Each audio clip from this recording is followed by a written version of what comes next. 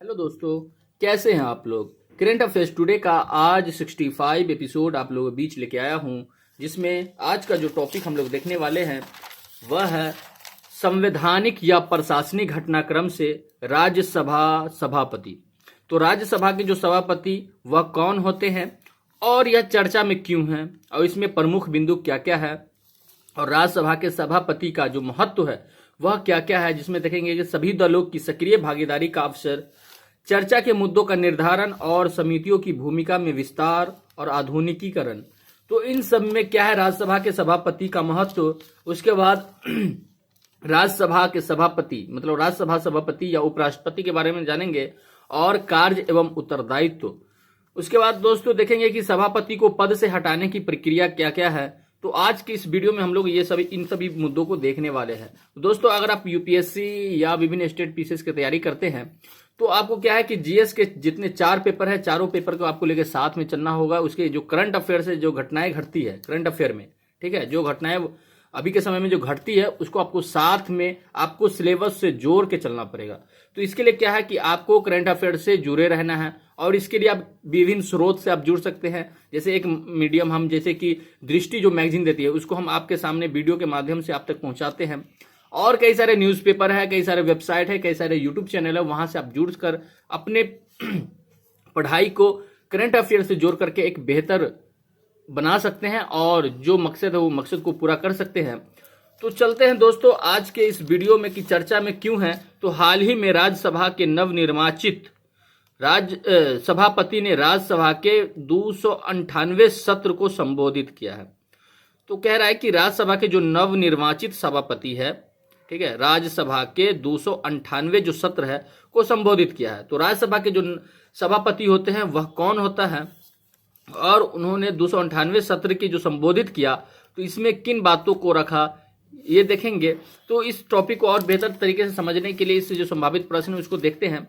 तो राज्यसभा के सभापति के रूप में भारत के उपराष्ट्रपति की भूमिका की विवेचना कीजिए। तो कह रहा है कि राज्यसभा के जो सभापति के रूप में भारत के उपराष्ट्रपति है उनकी क्या भूमिका है, उनको कह रहा है विवेचना करने के लिए। तो सबसे पहले राज्यसभा के जो सभापति होते हैं वह उपराष्ट्रपति होता है। देश के जो द्वितीय व्यक्ति होते हैं, जैसे प्रथम व्यक्ति कहते हैं ना राष्ट्रपति, उसी तरह द्वितीय जो व्यक्ति होते हैं वह उपराष्ट्रपति होता है। और मैक्सिमम इस बार जो अभी वर्तमान में जो उपराष्ट्रपति है वह उनका जो कार्य है शायद उतना महत्व नहीं है, वो सोशल मीडिया पे इतना ये नहीं है शायद उनका कोई काम। जैसे राष्ट्रपति है तो द्रौपदी मुर्मू जी है तो उनको सभी बच्चे जानते हैं, ठीक है, लेकिन अभी उपराष्ट्रपति क्या है कम ही लोग को होगा जो पता होगा। तो वैसे दोस्तों आपको हम बता दूं कि जगदीप धनखड़ जो है वह अभी उपराष्ट्रपति के पद पे है, जो क्या है राज्यसभा के सभापति भी होते हैं। तो इसमें जो प्रमुख बिंदु है वह क्या है, तो प्रथम है कि गौरतलब है कि भारत के उपराष्ट्रपति राज्यसभा का पदेन सभापति होता है।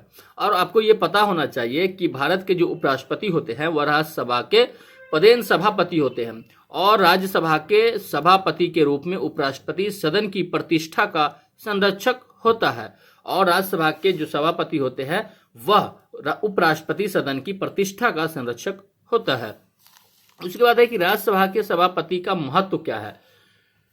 तो देखते हैं कि पहला पॉइंट है कि भारतीय संविधान के तहत भारतीय उपराष्ट्रपति के लिए 2 मुख्य कार्यों का निर्धारण किया गया है, जिसमें क्या है पहला पॉइंट है कि राज्यसभा के सभापति के रूप में सदन के भीतर होने वाली चर्चाओं की अध्यक्षता करता है। यानी राज्यसभा के सभापति के रूप में जो है सदन में जो भी चर्चाएं होती है उसकी क्या करते हैं अध्यक्षता करते हैं। किसमें? राज्यसभा में। लोकसभा होते हैं एक राज्यसभा होते हैं। तो राज्यसभा में जो चर्चाएं होती है सदन में उनकी वह अध्यक्षता करते हैं। उसके बाद आवश्यकता पड़ने पर भारत के राष्ट्रपति की कार्यवाहक भूमिका का निर्वहन करते हैं। अगर किसी कारण से राष्ट्रपति हमारे देश से बाहर गए हुए हैं और देश में किसी तरह के कार्य को करना हो तो राष्ट्रपति के जगह पे वो काम करते हैं, या सडनली किसी का आकस्मिक मृत्यु हो जाते हैं, है ना, राष्ट्रपति पद पे है तो क्या है, या कोई जिनका वो क्या होता है सेवा निर्वित होते हैं तो उस समय जो खाली रहते हैं तो उस समय उपराष्ट्रपति ही राष्ट्रपति के पद को निर्वाहन करती है, निर्वाहक।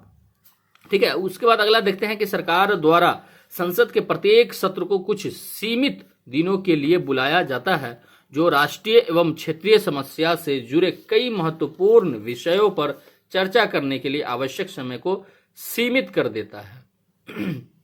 उसके बाद अगला पॉइंट है कि सभी दलों की सक्रिय भागीदारी का अवसर।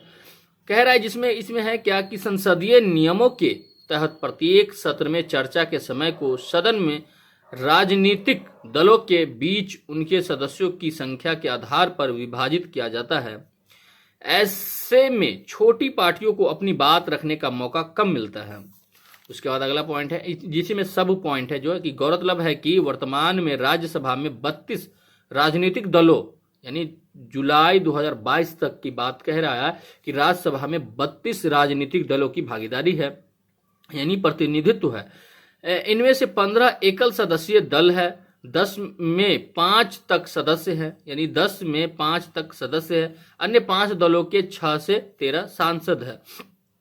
यानी कह रहा है क्या कि इनमें से एकल सदस्य दल है और जो कि 15 जो है ऐसे 15 ऐसे पार्टियां हैं जिसमें एक ही सदस्य है, ठीक है।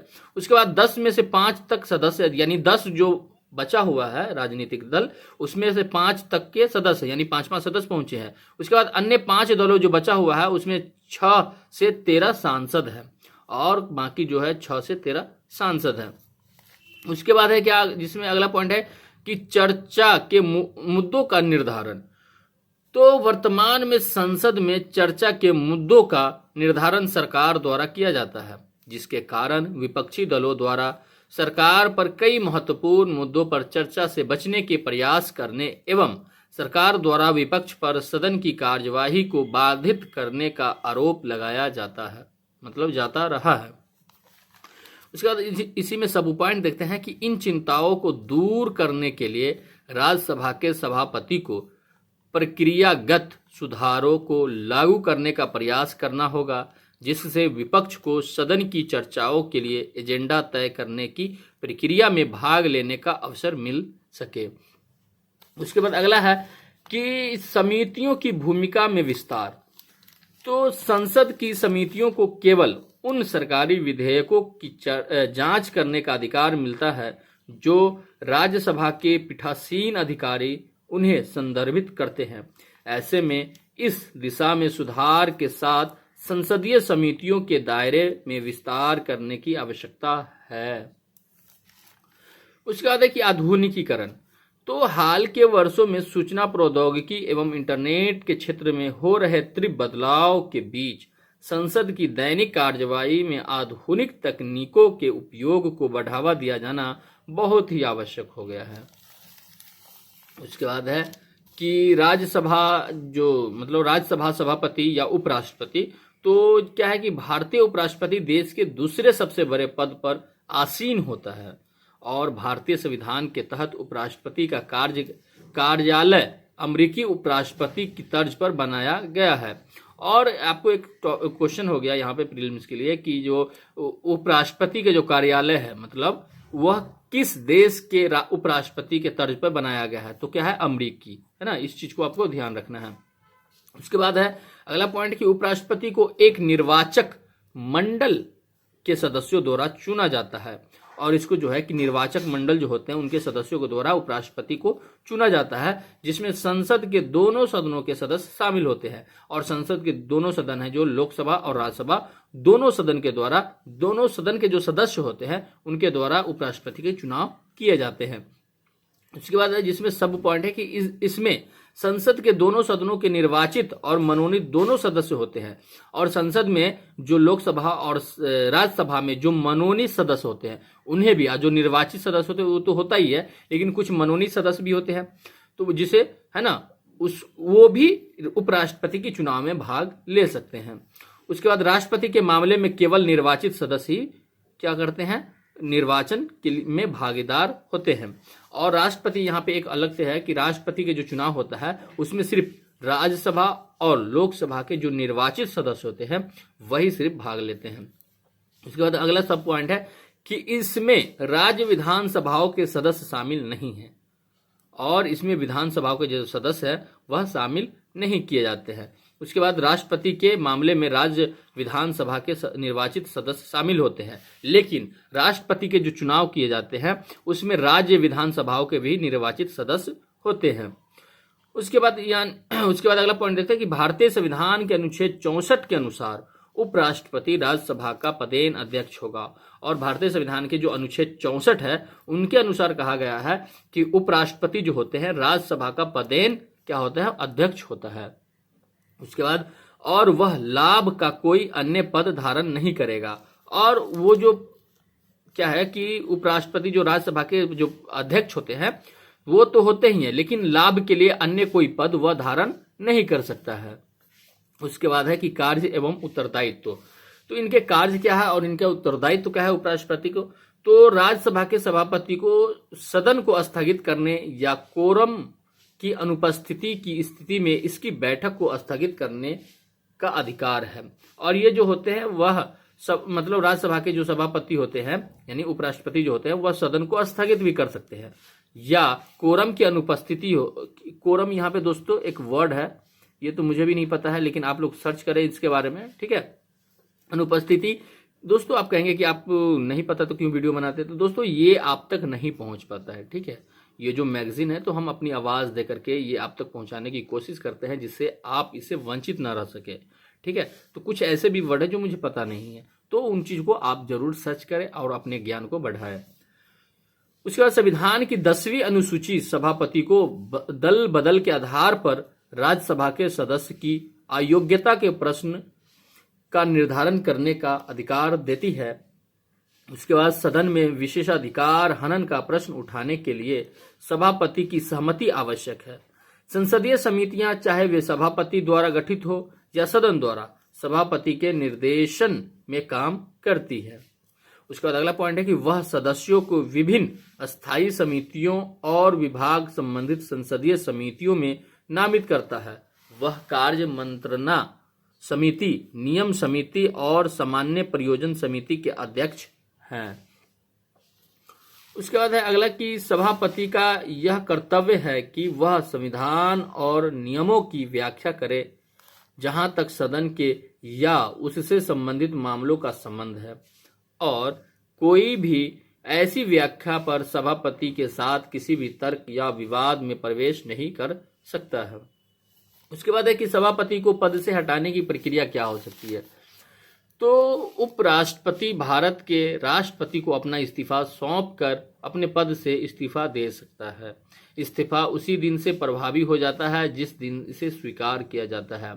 और जो उपराष्ट्रपति होते हैं वह अपना जो जब अपने पद से जब इस्तीफा देंगे तो वह अपने इस्तीफा को कहाँ सौंपेंगे, राष्ट्रपति के पास सौंपेंगे। और राष्ट्रपति मतलब उपराष्ट्रपति का जो इस्तीफा तभी स्वीकार होगा जिस दिन क्या होगा कि राष्ट्रपति उसे स्वीकार कर लेंगे, और यही बात है, ठीक है। उसके बाद अगला है कि उपराष्ट्रपति को राज्यसभा के एक प्रस्ताव द्वारा पद से हटाया जा सकता है जो उस समय इसके सदस्यों द्वारा बहुमत से पारित किया गया हो। यानी जब क्या है कि राज्यसभा के में सदस्य जो होते हैं, अगर जितने भी सदस्य हैं उसमें से मैक्सिमम सदस्य अगर उपराष्ट्रपति से खफा हो जाते हैं, नाराज हो जाते हैं, तो उनके पद हटाने के लिए वह प्रस्ताव पारित कर सकते हैं और बहुमत के साथ उपराष्ट्रपति के पद से हटाया जा सकता है, यानी राज्यसभा, ठीक है, राज्यसभा के जो सदस्य होते हैं।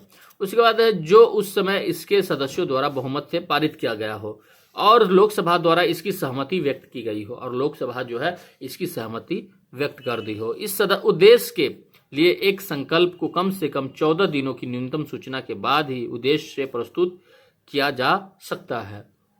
उसके बाद निष्कर्ष है, आगे की राह क्या है। तो पिछले 2 वर्षों में संसद के उच्च सदन की अशांत कार्यवाही को देखते हुए वर्तमान में राज्यसभा के सभापति की प्राथमिकता इसकी कार्यवाही के सुचारू संचालन और इसके विचार विमर्श को मजबूत करने पर होनी चाहिए। और जिस तरह से क्या है कि अभी 2 वर्षों में क्या है, संसद के जो उच्च सदन होते हैं अशांत कार्रवाई को लेकर, यानी अशांत जिस प्रकार से अशांत कार्रवाई चल रहा है उसके लिए इसके विचार विमर्श मजबूत करने होनी चाहिए। तो दोस्तों ये हमने क्वेश्चन कर पहले ही देख चुके हैं, तो ये टॉपिक यहाँ पे कंप्लीट हुआ। कैसा लगा हमें कमेंट करके ज़रूर बताएं और अपने पढ़ाई को अच्छे से जारी रखें दोस्तों। तो मिलते हैं नेक्स्ट एपिसोड में, आज के लिए इतना ही। जय हिंद।